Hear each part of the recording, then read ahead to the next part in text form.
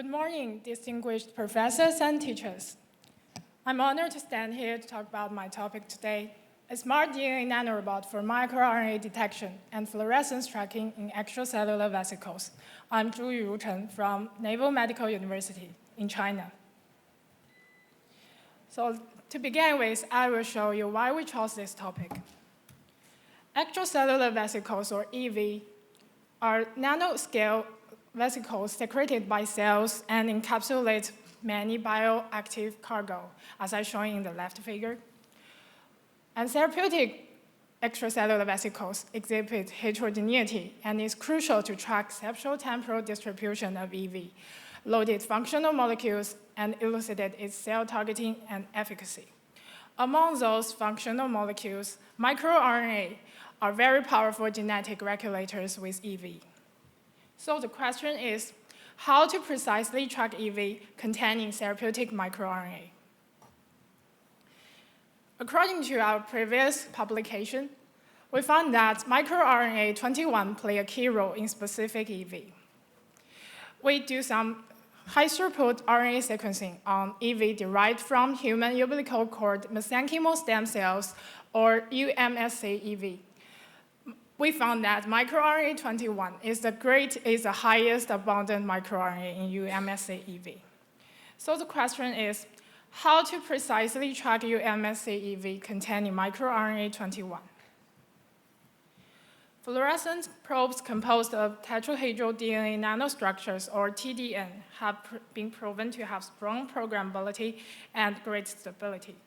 Considering that microRNA 21 contain much of the EV's content and function, we designed a transformable TDN probe aimed at microRNA 21 in UMSC-EV to track the spatial and temporal distribution of MSC-EV both in vitro and in vivo.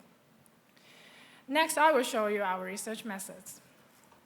As is illustrated in this graphic abstract, fluorescent probes made up of TDN aimed at microRNA 21 were designed and synthesized. Firstly. Secondly, they were loaded into MSC-EV by electroporation to obtain EV TDN.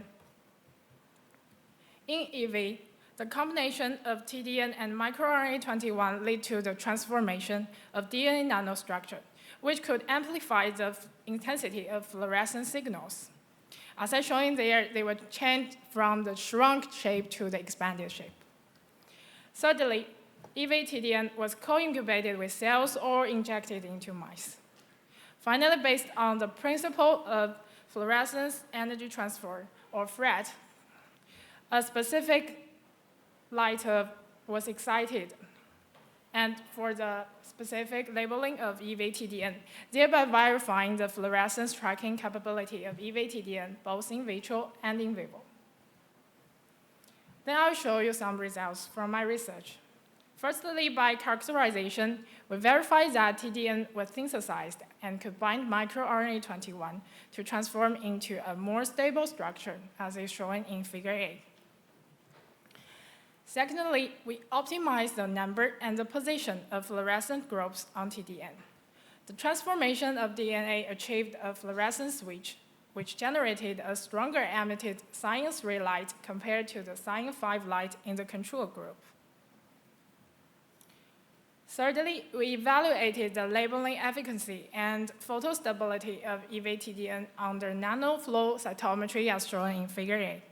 Quantitative analysis showed that there was a positive correlation between the concentration of TDN and the labeling efficiency. The leakage ratio is also very low. So EV was stably labeled with TDN in vitro.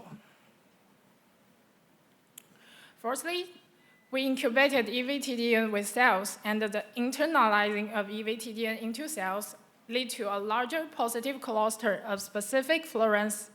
EV-TDN had a higher signal-to-noise ratio than EV-DIO, and DIO is the most commercialized liquid dye for EV.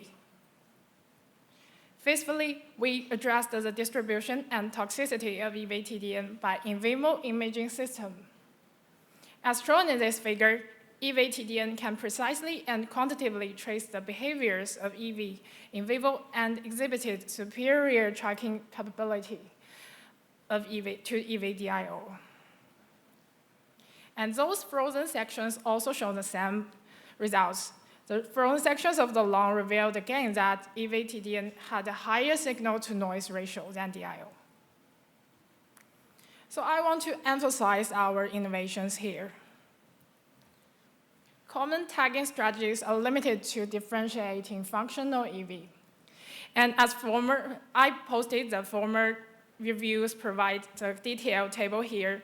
They provided the comparison of the state-of-the-art tagging strategies of EV. However, many methods are too complex to commercialize, like the radionuclide or nanoparticle like gold. And others are non-targeting or aggregation or weak binding. So there's still an urgent need of EV labeling strategy at single EV level or for specific functional molecules. Okay, let me show you this graphic abstract again. We have developed a DNA nanorobot for specific single EV tagging or for specific functional molecule, miRNA. And the advantages of here are listed here: specificity, photochemical stability, quantification, and economy. So we provide our study provide a novel method for EV tracing. I hope that our medical students like us engaging in basic science will translate our basic science results or products into clinic from bench to bedside and beyond. Thank you. This is another fascinating presentation. Do you have any comments or any questions? Just go to the slide of mouse model. What's the model? Yep. The method or mouse? Mouse result. Could you summarize again what happened among each day of the EV? Okay, Yeah. Thank you for your question. We only injected EV-TDN or EV-DIO into the mice for the first day, or we call day 0. And we taste its fluorescence signals each day. And it's a normal mice, and we only saw that we only want to see that the distribution of EV-TDN and EV-DIO. So what is your expected to see when you injected these two type of EV into the mouse? Because it see different distribution. You can see in EV-DIO after day 3, there's less signal. There's less signals, the fluorescence signal than EV-DIO. And you can see in day 4, it's more clear that you can say EV is accumulated in one place. So if EV is, so it can better trace the behaviors of EV. It is more accumulated, and we can, we can track it.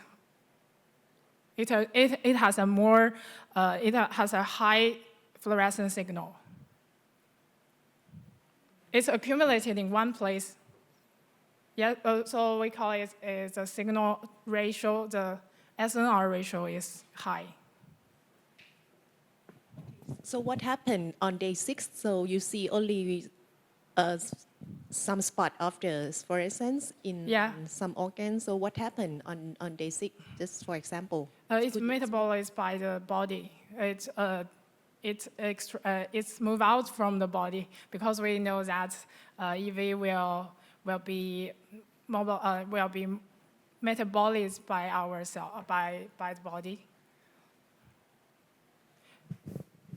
So it seems like it's the specific site for spleen.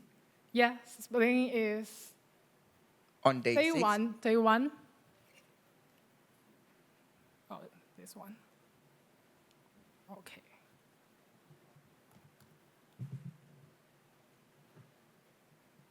So the only hot spot on day 6, is it the site of the spleen or any organ? Maybe it's kidney. On the skin. Yeah. So is it known that the EV that you injected, it will affect the skin as their specific target? Yeah. Oh, this is a normal mice. We only record the EV in 1 week to see how it can precisely track the behaviors of EV. Okay. Is there any reason that that specific site of skin Yeah. should be the target of the EV. And it is still like representing or like still be detectable after 6 days of injection. Maybe I think it may be depend on the EV targeting. So we only want to develop something to precisely track the EV behaviors. It depends on how you design the EV. Yeah, EV TDN is only a method for EV tracing.